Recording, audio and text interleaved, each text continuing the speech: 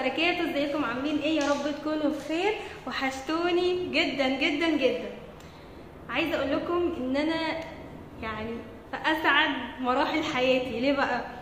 الشقه الحمد لله خلصت، الحمد لله الحمد لله خلصت. عايزه اعمل لكم جوله فيها بعد ما كل حاجه ركبت، والحوض بتاع الحمام ركب والتويلت وحوض المطبخ والخلاطات كلها اللي هي الحنفيات يعني، والشاور وايه تاني، والدهانات بقى كلها بتاعت الشقه خلصت. كل حاجه كل حاجه. النقاش دلوقتي بيفنش البلكونه وبيدهن البرامق بتاعتها، هوريها لكم دلوقتي. بصوا عملها لي لون اغمق من اللون اللي هي كانت موجوده فيه، وعملها لي كده بتلمع. قلت له انا عايزاها لمعه علشان ما تتعبنيش في التنظيف. هوريكم كل حاجه دلوقتي. المهم هنعمل ايه النهارده؟ قبل ما اعمل لكم جوله في الشقه لازم ننظف الشقه، عشان لما اعمل لكم جوله تبقى على نظافه. الشقه بصراحه هم نظفوها وخلوها زي الفل. يعني هوريكم دلوقتي البورسلين والسيراميك بتاع الشقه كله بصراحه طلعوا منه البويه وطلعوا منه كل حاجه لازقه، بس طبعا محتاج نظافه بقى اللي هي بتاعت الفرش، عشان خلاص احنا هنفرش يعني. عايزين بقى ننظف التنظيفه بتاعه الفرش، التنظيفه بقى النهائيه اللي هي هنفرش بقى عليها. النهارده هنبتدي بايه؟ هنعمل كذا حاجه مع بعض، بس لازم نبتدي بايه؟ بالمطبخ. تعالوا بقى اوريكم منظر المطبخ. ليه هنبتدي بالمطبخ؟ عشان ابو يحيى هيركب لنا دلوقتي البوتاجاز، وهوريكم بقى شكل البوتاجاز الجديد. هتتفاجئوا يا جماعه بشكله. بوتاجاز انا اول مره اشوفه وما شفتهوش عند حد قبل كده، فهوريكم دلوقتي شكل البوتاجاز الجديد، وهوريكم بقى شكل الحوض بعد لما اتلزق وركبنا الخلاط فيه، وكل حاجه ان شاء الله هوريها لكم النهارده. فتابعوا معايا الفيديو للاخر، وما تنسيش بقى. عايزه بقى لايكات كتير. بصوا عايزه الفيديو ده يوصل ل20,000 لايك، 20,000 لايك، عشان الفيديوهات اللي جايه بجد يعني ضرب نار ضرب نار ان شاء الله، هتعجبكم جدا. يلا بينا دلوقتي اوريكم المطبخ واوريكم ايه الحاجات اللي هنعملها فيه، والمرحله اللي هو وصل ليها. يعني النهارده هيبقى روتين جامد جدا جدا. يلا بينا بقى نشوف البتاع دوت. انا عارفه ان انا مش هعرف اعمل منه حاجه النهارده. بصوا هم شالوا كل الحاجات اللي على الرخامه. فاكرين اخر مره صورت لكم كانت الرخامه دي ما كانتش باينه اساسا من الحاجات اللي موجوده، فهم بصراحه يعني نظفوها وشالوا كل حاجه من عليها. وبس هي الارض هي بصراحه اللي متبهدله جامد. بصوا انا اول لما جيت طبعا عملت ايه؟ فتحت اسمه ايه ده، الشباك، علشان اشوف الشمس هتخش لحد فين. بس هي بتلف يعني، الشمس بتلف. بس بصوا دلوقتي جايه فين؟ جايه على الحوض. طبعا الحوض اتبهدل، الحوض الجديد طبعا هننضفه هنظبطه. طول ما في صنايعيه انتوا عارفين يعني الدنيا هتتبهدل، فكل دوت هينضف دلوقتي ان شاء الله.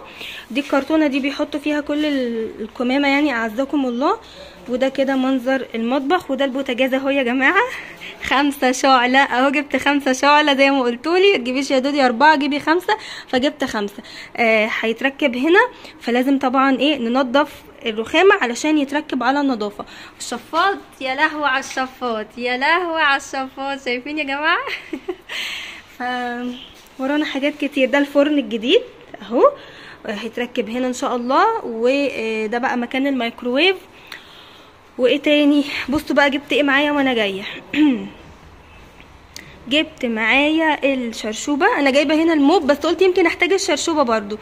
جبت معايا الشرشوبه الدواره دي، وجبت معايا مناديل مطبخ وجلانس عشان نبقى نلمع بيهم الشبابيك ونلمع بيهم الازاز. وجبت معايا ازازه الصابون المواعين، وجبت كمان الفرشه بتاعه البلاط عشان لو حبيت احتاجها يعني في اي حاجه. وجبت معايا السفنجه دي نغسل بيها الرخامه بقى وكده. وجبت معايا دي ازازه ميه عادي ليوسف عشان لو عطش ولا حاجه. قبل بس ما ابتدي في المطبخ انا عايزه اوريكم دي، عشان دي لسه معموله طازه دلوقتي، معموله حالا يعني، لسه الدهان ده ما نشفش يعني. بصوا عاملها لي باللون هي اصلا كانت اللون ده بس افتح. لو ترجعوا للفيديوهات اللي فاتت كانت هي اصلا بني محمر كده بس فاتحه. انا قلت له اعملها لي لمعه علشان تبقى سهله معايا في التنظيف والتراب ما يمسكش فيها. لو كنت عملتها مط او ربع او نص لمعه كانت هتبقى وحشه معايا او في التنظيف. طبعا انا كنت عايزه اعملها بلون اللي هو نفس لون البلكونه، اللي هو اللون الفاتح ده، بس الباشمهندس قال لي مش هينفع عشان واجهة العمارة كلها بنفس الشكل وبنفس اللون، فما ينفعش انت تبقي اللي مختلفة، هتبوظي الواجهة بتاعة العمارة. يعني بصوا لو تبصوا كده على العماير كلها هتلاقوهم تقريبا كلهم عاملين نفس اللون بتاع البلكونه اللي هو السور يعني من بره. فعشان كده بقى اضطريت ان انا اعمل نفس اللون، بس مسموح لي ان انا اغمق او افتح، فانا غمقت علشان ايه التراب بقى والتنظيف والحاجات دي. قولوا لي بقى ايه رايكم كده اهي، مش عارفه باينه لكم ولا لا، بس بصراحه لونها جميل جميل. طبعا هيركب هنا الرخام، هيركب رخام مش عارفه بقى اعمله لون ايه، اقترحوا عليا بصراحه لان ايه محتاره السور ده اعمله بالرخام بتاعه لونه ايه. بس مش هيركب دلوقتي، هيركب بعد لما الونش يجيب الحاجه، عشان الونش لما بيجي بيسند على السور، فابو يحيى قال لي ممكن يفك يعني الونش بالتقل بتاعه يفك الرخامه وتتكسر الرخامه اللي هتتلزق هنا. فقال لي بعد لما الونش يمشي ينقل الحاجه ويمشي بتاع الرخام يجي ايه يركبها. يا لهوي بصوا مش بقول لكم الدهان لسه معمول، بصوا لزق في ايدي ازاي. يلا اروح اغسلها بقى بسرعه، ويلا بينا بقى ندخل على الروتين بقى الجامد. انا ورايا معركه في المطبخ يا جماعه، يلا بينا ويلا نقول بسم الله الرحمن الرحيم ونبتدي نشوف هنعمل ايه. اول حاجه قلت لابو يحيى تعالى بقى شيلي البوتاجاز من جوه علشان انضف المطبخ، وفي الاخر خالص بعد ما نخلص تبقى ادخله بقى تاني ونركبه. فهيبتدي بقى يشيله، هيحطه كده جنب باب الشقه. وطبعا زي ما قلت لكم النقاش موجود معانا النهارده هو والصنايعيه اللي تبعه، يعني بيفنشوا بقى خلاص، يعني خلاص حاجات طراطيش كده بسيطة في الشقة بتتعمل، وفي كمان حاجة ديكورية كده هوريها لكم وعايزة رأيكم فيها، هو اللي اقترحها عليا وهيعملها النهاردة ان شاء الله. دخلت بقى كده على المطبخ وبصوا كنت عمالة بلف حوالين نفسي مش عارفة ابتدي بايه ولا بايه. المطبخ زي ما انتم شايفين كده يضرب يقلب. الصناعية حاطين هنا بقى كل الهدوم بتاعتهم وكل حاجه بقى تخصهم حطينا هنا، والشوزات وكل حاجه، والحاجات اللي انا العصيان اللي انا بلمها من الارض ديت الباقي بتاع البروفايل ليد بتاع المطبخ. زي ما انتوا عارفين انا مركبه بروفايل ليد في المطبخ كله، فهم كانوا جايبين بزياده فدوت اللي اتبقى منهم. طبعا البروفايل ليد ده غالي جدا وسليم مفيهوش حاجه، فهنحتفظ بيه علشان خاطر لو ايه لو حاجة من اللي انا مركباها باظت او اتحرقت نبقى نركب دي مكانها. عندي بقى الصندوق دوت برمي فيه اي حاجة بقى مكسورة او علب فاضية، العلب بتاعة الاسبوتات او بتاعة المسامير. السلك دوت برضو حتت كده متبقية منه بس حتت صغيرة فمش هتنفع يتعمل بيها شباك ولا يتعمل بيها حاجة، فبرضو رميتها. كل حاجة ملهاش لازمة قلت ايه اتخلص منها عشان المطبخ كده يبقى رايق والواحد يعرف يشتغل فيه، لان بجد انا ما كنتش عارفة اقف في المطبخ خالص وصعب عليا التنظيف اللي انا بنضفه كل شوية. بس خلاص يعني مفيش صناعية هتخش تاني الشقة، هو النقاش هيخلص النهاردة وخلاص، السباك كمان خلص كل حاجة في الشقة مش هيجي تاني كده خلاص. يعني النهاردة ان شاء الله بإذن الله الشقة تخلص ومفيش صناعية يدخلوا تاني. فهننضف بقى التنظيفة اللي هي بتاعة الفرش. وممكن كمان ابقى اجيب مثلا في حد كده اعرفه ممكن تيجي تساعدني في اليوم اللي هو بتاع النقل نفسه، اللي هو مثلا ايه لو جينا لقينا مثلا في حاجة متبهدلة حاجة متطربة، اللي هو نمسح مسحة سريعة وننضف كده تنظيفة اخيرة قبل ما نفرش. برضو يبقى في حد يساعدني، لان انتوا عارفين يوم النقل دوت بيبقى يوم يعني علقة كده زي ما بيقولوا، فبيبقى يوم صعب جدا. وانا طبعا هيبقى معايا يحيى ويوسف فهبقى ملخومة يعني مش عارفة هعمل ايه ولا ايه، فاكيد هجيب حد يعني يساعدني شوية. هنا بقى بدأت افضي البار، بدأت بقى اشيل كل حاجة من عليه علشان ننضفه هو كمان. وقولوا لي بقى رأيكم في القطعة الديكورية اللي عملتها ورا التلاجة اللي هي الارفف اللي باللون الاسود دي. انا قلت اجيب معايا الزرعة اللي لونها ابيض دي عشان اجرب، يعني قلت اجيبها معايا من البيت وانا جاية احطها كده اشوف ايه الشكل هيبقى عامل ازاي في التصوير يعني وكده. فقولوا لي بقى رأيكم، يعني انا ان شاء الله ناوية ان انا انزل النزهة الجديدة. النزهة الجديدة طبعا المنبع بتاع التحف والديكورات، فطبعا في حاجات جديده نزلت، اشكال جميله قوي قوي، فنفسي ان انا اجيبها واحطها بقى كده، اوزعها في الشقه. فكل ده ان شاء الله هننزل نعمله مع بعض ونشتري كل حاجه مع بعض. وبصوا الفيديوهات اللي جايه بجد انا متحمسه ليها جدا جدا. المهم دخلت بقى اول حاجه كده على الشفاط، عشان طبعا ايه هو لونه اسود فالتراب كان باين فيه جدا جدا. فاول حاجه كده مسحته مسحه سريعه كده، ودخلت كمان على الجزء اللي هو فوق الديفريزر والفرن دوت برضو كده مسحته. وجيت هنا بقى عشان ايه اغسل الفوطه، عشان ايه كمان اجرب الحوض. يعني انا كنت عايزه اجرب الحوض قوي. هتشوفوا معايا دلوقتي اللي حصل في الحوض. والله بصوا، يلا الحمد لله. انا دايما كل حاجه جديده بجيبها في الشقه بيحصل فيها حاجه، معرفش ده سببه ايه. يمكن عشان زي ما بقولكوا في صنايعيه داخلين طالعين في الشقه، فطبعا محدش بيحافظ على حاجتك زيك. بس فعلا ده حصل معايا في كل حاجه تقريبا، في الرخامه، في الحوض، في كل حاجة بجيبها سبحان الله لازم يحصل لها حاجة. يعني بروح بسيبها سليمة، وبروح باجي تاني مرة بلاقيها متجرحة، بلاقيها في حتة متكسرة او حاجة متقشرة، معرفش ايه اللي بيحصل. فهتشوفوا بقى معايا اللي حصل للحوض، يعني عايزاكم تقولوا لي حل، لو ليه حل يعني لما نجيله بقى هبقى اقول لكم. المهم غسلت بقى كده الفوطه بتاعتي، وبدات ايه امسح الرخامه الاول. دي المسحه الاولانيه مش التصبين، يعني احنا نمسحها بس الاول كده، نشيل من عليها التراب علشان ايه ما كانتش باينه خالص من التراب. يعني انتوا عارفين بقى الناس بينزلوا وبيسيبوا الشبابيك مفتوحه، فطبعا الدنيا بتتطرب وبتتبهدل. واكتر حاجه غلط عملتها في حياتي ان انا جيت النهارده لابسه عبايه سودا. بجد كل مره بنسى. يعني ايه، عشان في رمضان وكده ما عنديش عبايات كتيره بصراحه، عايزه اشتري عبايات. انا ناسيه نفسي خالص يا جماعه والله، يعني من كتر تركيزي في الشقه انا ناسيه نفسي. ما بشتريش حاجه لنفسي خالص، ولا جبت عبايات لرمضان، ولا بجيب اي حاجه، ولا حتى طرحه، ولا اي حاجه جديده. فعايزه بس افوق كده وانزل اعمل شوبينج ليا ولابو يحيى وللعيال، كلنا محتاجين نعمل شوبينج، يعني نجيب كسوة الصيف. فهتلاقوني ما عنديش عبايات كتير ان انا ايه انزل بيها، فمعظمهم لونهم اسود، فاضطريت بقى البس دي وانا جايه.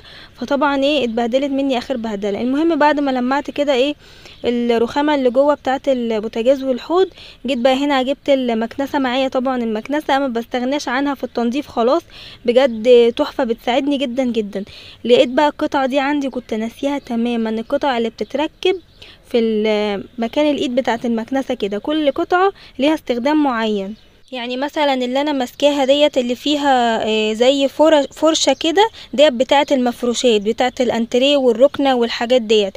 الصغيرين الرفيعين دول اللي هم ايه بتاعت مثلا الشباك الالموتال، وانا لسه بستكشفهم معاكم. والله انا اللي اشوفوا المكنسه جايالي من امتى وما استخدمتش القطعه دي فيها ولا مره. لقيت الكيس كده مقفول بربطته زي ما هو. والقطعه دي برضو كانت اكتشاف بالنسبه لي، لقيتها قطعه كده متحركه ممكن تتقفل وما استخدمش الفرشه، وممكن تتفتح، بس ما اعرفش دي بصراحه بتاعت ايه. فاللي يعرف يا ريت ايه ينزل يكتب لي تحت في التعليقات القطعه دي كل قطعه استخدامها ايه بالظبط.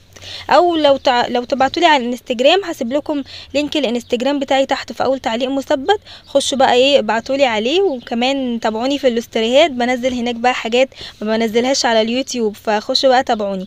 جيت بقى هنا اركبها معرفتش صراحه، فناديت ابو يحيى قلت له ايه القطعه دي مش عايزه تخش، مش عارفه ليه.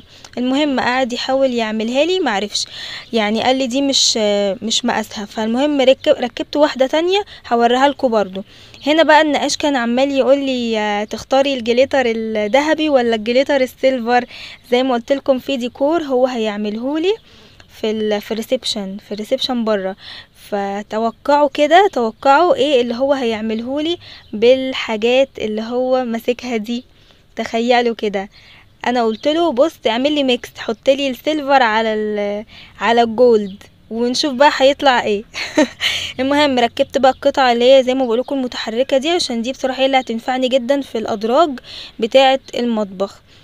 طبعا اول درج بدات بيه ده لان دوت اللي هيركب فوقيه البوتاجاز، فقلت ايه انضفه كده قبل البوتاجاز ما يركب. وعايزه اقول لكم ان لسه للاسف الغاز ما دخلش هنا المنطقه، يعني مش العماره، لا ما دخلش المنطقه اصلا كلها، بس بيقولوا هيدخل قريب، يعني باشمهندس بيقول لي هو هيدخل قريب. فاحنا هنجيب الانبوبه بتاعتنا معانا من الشقه وهنركبها، وباشمهندس محمد عامل لها مكان تحت حوض المطبخ، فهنشتري بس منظم كده طويل، يعني خرطوم طويل شوية عشان اللي عندنا هيبقى قصير، علشان يمشي من تحت الحوض لحد المكان بتاع البوتاجاز.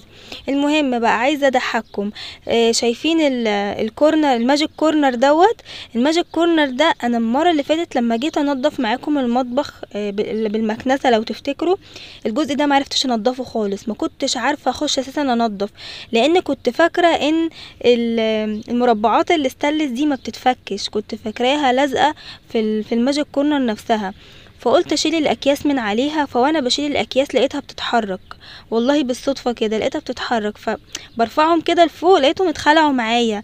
فرحت جدا جدا قلت يا نهار ابيض، انتوا بتتخلعوا وبتتركبوا تاني؟ ده يعني والله فعلا يا جماعه العلام حلو والجهل وحش، يعني عشان اول مره اركبه فانا معرفش. فبالنسبه لي بقى دلوقتي التنظيف بتاعه بقى سهل قوي، يعني بعد ما خلعتهم الاربعه دخلت بقى جوه، الدنيا بقى فاضيه جوه، مسكت بقى المكنسه وبدات كده اشفط بقى كده التراب مطرح بقى ما الراجل بتاع الرخام كان بيركب. الحته دي كانت اكتر حته متدمره، لان كان بيعمل عليها القطعه بتاعه البار، رخامه البار، فكانت متبهدله جدا من جوه، ما كنتش عارفه انضفها نهائي. بس بعد لما خلعتهم بقى كده بقيت اعرف انضفها الحمد لله. بصوا بقت زي الفل. بصوا بقى دلوقتي يا جماعه عملنا ايه. المفروض الحوض دوت المكان ده بتاع الصبانه دي كده جايه مع الحوض تمام، بس احنا عاوزين نركب الفلتر بتاعنا. الفلتر بتاعنا اصلا جاي من غير حنفيه، لو عارفين اللي هو الباناسونيك. وريني كده يا احمد، وريهم بس الفلتر اهو طلعوا بره كده. بصوا يا جماعه ده الفلتر بتاعنا. الفلتر ده اصلا الحنفيه بتاعته منه فيه اهي. بصوا لفولي بس كده قدام عشان اوريهولهم. لا ايوه كده بصوا، وده اصلا المفروض بيتحط فوق الرخامه زي ما انا كنت حاطاه، بس احنا مش عاوزين نحطه فوق الرخامه عشان ما ياخدش مكان. فجات لنا فكره ان احنا نعمل ايه، نجيب له وصله من اسمه ايه الراجل اللي بيبيع الحاجات دي، بتاع الفلاتر. من بتاع الفلاتر اشترينا حنفيه ليه وعمل لنا ليها وصله اهي، وخرجها بقى كده من فوق اهي. بصوا بقى جبنا حنفيه او خلاط، يعني نفس شكل الخلاط بتاع المطبخ نفسه. بصوا نفس الشكل ازاي اهو، بس ده بقى يعني ده بيتفتح كده لبره كده، لكن ده بيتفتح كده يمين وشمال. هو ليه مش بيطلع ميه؟ انت فتحت المحبس بتاعه لسه؟ المفروض هيفتح لنا المحبس بقى وينزل بقى ميه كده من الفلتر على طول. ما حبيتش بقى ان انا احط الفلتر نفسه فوق، كان هيبقى مكانه هنا كده، ولا ما كنتش حابه شكله، ما كنتش عايزه ازحم الرخامه. انا عايزه اعمل نظام تاني في الشقه، انا مش عايزه زحمه، مش عايزه كراكيب، عاوزه الرخامه دايما فاضيه مبقاش عليها حاجات غير اللي انا هستعملها بس. فالصبانه بقى مستخسراها بصراحه، طبعا مش هرميها هخليها، يعني احنا ممكن في يوم من الايام مثلا نشيل دي ونحط دي. كنت عاوزه الصبانه مع الحنفيه دي مع دي، يعني كنت عايزه الثلاثه مع بعض، بس للاسف الحوض مفيهوش غير فتحتين بس للخلاط، والمكان ده بتاع المفروض بتاع السكاكين على ما اعتقد، يعني السكاكين بتتحط هنا كده وتتصفى. بس هو قال لي انت ممكن تشيليها، يعني بصوا دي بتتشال، قال لي ممكن تشيليها وتحطي هنا اسمه ايه ده السبونجه لو عايزه تصفيها او حاجه. فمش عارفه بصراحه احطها ازاي ولا اركب ايه هنا، مش عارفه. اللي عنده الحوض ده يا ريت يفيدني، لو انا عايزه استغنى عن دي وما اركبهاش ما احطش فيها سكاكين، ممكن افتح الجزء اللي فوق ده. يعني بصوا ده بيتخلع، ده بيتخلع كده اهو، ممكن تبقى كده، واحط هنا السبونجه الليفه الحاجات دي، بس مش حاسه شكلها حلو، يعني كده شكلها اشيك. المهم هبقى اجيب بقى انا الحاجات اللي بتاعت الصابون والديسبنسر والحاجات دي واحطها بقى هنا، ودي بقى خلاص هستغنى عنها مش هركبها هنا دلوقتي. يلا بينا بس ننضف الحوض عشان انا منظره مستفزني انا، يعني الحوض جديد لسه، فيلا بينا ننضفه كده ونصبنه مع بعض. هنا بقى ابو يحيى بدأ ان هو يركب تاني الباسكت علشان خلعه طبعا عشان يعرف ان هو يركب الفلتر، واهو بيجربوا بقى كده يشوفوا ايه شغال ولا لا، وظبطوا الحمد لله. يلا بينا بقى كده نصبن الحوض واتضايقت جدا جدا فوق ما انتوا تتخيلوا بعد ما صبنته. لقيته متجرح جامد قوي قوي، تقريبا مش عارفه حطوا ايه جواه. يعني انا اصلا جيت لقيت الحوض ده مليان، محطوط جواه مسامير، محطوط جواه جردل، محطوط جواه حاجات كتير قوي، وطبعا متشال الكيس بتاعه من عليه، فللاسف اتجرح ومش عارفه علاجه ايه، يعني مش عارفه. يلا الحمد لله، قدر الله ما شاء فعل. انا هنا بصبن الحوض ومستنيه اللحظه اللي هجرب فيها الخلاط بتاع الدش ده. ايوه يا سلام يا سلام يا جماعه على المنظر ده، كان نفسي فيه من زمان ان انا اعرف اشطف كده الحوض واشطف الرخامه اللي حواليه، وبدل ما اقعد بقى اجيب كوبايه ولا طبق واقعد اشطف بقى، لا اخلع بقى كده السماعه كده بتاعه الحنفيه وتروح بقى وتيجي معايا كده بقى يمين وشمال بقى. صراحة طلع جميل الخلاط ده، جميل. هو ايه كان عامله قصير شوية السلك بتاعه، بس ابو يحيى طولهولي على الاخر، يعني بقى ممكن يروح معايا لحد اخر الرخامة هناك، فبجد حلو جدا. هنا بقى قلت ايه، يمكن هي مش متجرحة ولا حاجة وعايزة تدعك دعكة كمان. قلت ايه يعني ايه اصبنه كده كمان مرة، يمكن البقع او التجاريح اللي فيه ديت تبقى بقع وتروح يعني. فقلت بقى كده ادعكه وبشطف، ولقيتها ما راحتش. هوريها لكم دلوقتي من قريب عامله ازاي. بصراحه زعلت قوي لان الحوض لسه جديد، لسه ما استعملتهوش، يعني حرام والله العظيم. يعني مش عارفه ليه الواحد ما بيحافظش على حاجه الناس، زي ما يحافظ على حاجتك كده، زي ما كل واحد بيحافظ على حاجته انت كمان حافظ على حاجة الناس. ليه يعني؟ الحاجات دي والله غالية جدا، والحوض ده انا كنت جايباه غالي جدا. فزي ما انتم شايفين كده التجاريح بقى اللي فيه زعلتني بصراحة. هنا كنت بوريكم السماعة بتاعت الخلاط يعني بتطول لحد فين، فعشان لو حد عاوز يجيبها يعني. ديت نوعها ايديال ستاندرد، فبصراحة جميلة جدا، بس هي المية ضعيفة شوية دلوقتي، لسه المية ضعيفة. بس هتبقى قوية. يعني هو قال لنا ايه في اوقات وممكن بقى ايه لو عايزين نركب موتور. وهنا خلاص اهي حنفية الفلتر اشتغلت. وهي يا جماعة التجاريح اللي في الحوض مضايقاني قوي. لو حد يعرف ليها حل يا ريت يقولي، يا ريت يبقى ليها حل. دعكتها اكتر من مرة مش راضية تروح ابدا، واللي مضايقني ان هي باينة، يعني اللي من بعيد يفكر ان الحوض مش نظيف، بس هو نظيف. يعني فاهمين؟ الحوض نضيف ومصبناه قدامكم كذا مرة، بس بصوا يعني مش عارفة بصراحة، مش عارفة، لازم كده يحصل اي حاجة. يلا الحمد لله. تعالوا اوريكم بقى مكان الفلتر فين. بصوا داريناه فين، الحمد لله جه ورا الباسكت. كنت خايفة ان الباسكت ياخد المكان كله، ما لاقيش مكان احط الفلتر، لان على الشمال هنا هنحط الانبوبة، فهنا الانبوبة وهنا الباسكت والفلتر ورا، فكده الدنيا الحمد لله متظبطة اهو. والباسكت بيقفل وبيفتح براحته، مفيش اي حاجة مضايقة خالص، بس كده 100. يلا بينا بقى نظبط الارض ونشوف بقى الدنيا الحوسه اللي احنا فيها دي. خلاص كده مفيش حد هيوسخ الارض تاني، يعني خلاص بقى دي اخر كنسه بقى. الكنسه اللي هي بعد كده هتبقى عاديه بقى، يبقى هي بتاعه التراب. لكن المنظر اللي انتوا شايفينه ده الكراتين والمشمع والتكسير والطوب والزلط والكلام ده، لا خلاص مش هيبقى فيه بقى تاني. زي ما قلت لكم خلاص مفيش صناعيه هتيجي تاني.